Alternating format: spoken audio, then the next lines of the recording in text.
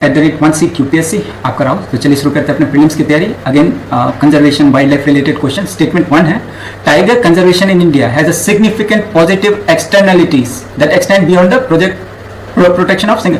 जैसे बोलने का स्टेटमेंट का मतलब ये है कि अगर हम टाइगर जैसे बड़े स्पीसीज के बारे में जान रहे तो उसको किस तरह का हैबिटेट चाहिए, तो ऑटोमेटिकली फ्लोरा फौना किस तरह का उसको शिकार चाहिए, तो पूरे इकोलॉजी है ना, वो पूरे रीजन, क्योंकि इतना बड़ा ऑर्गेनिज्म है, उनकी जो वो क्या बोलते हैं हंटिंग के लिए उनको जो जगह चाहिए तो वुड बी लार्ज है ना, लाइक नेशनल पार्क और ये सब, ठीक है। तो tiger conservation in India has a significant positive externalities का मतलब उसके कारण फ्लोरा फौना का इंप्रूवमेंट होता है that extend beyond the protection of single species.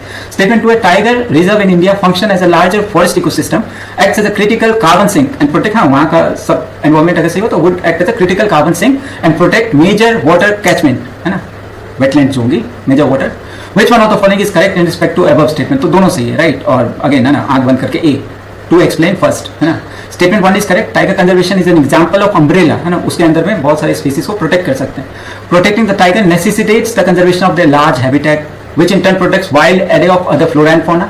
These broader benefit are known as a positive externalities, है ना, positive externalities. Statement 2 सही है, large tract of forest protected as a tiger reserve plays a crucial ecological role. This sequesters significant amount of carbon sequestration, thus acting as a carbon sink and contributing to climate change mitigation. Furthermore, these forests are origin of many rivers and streams, functioning as a vital water catchment that supports regional agriculture and water security. Statement 2 इस तरह से Statement 1 को correctly explain करता है।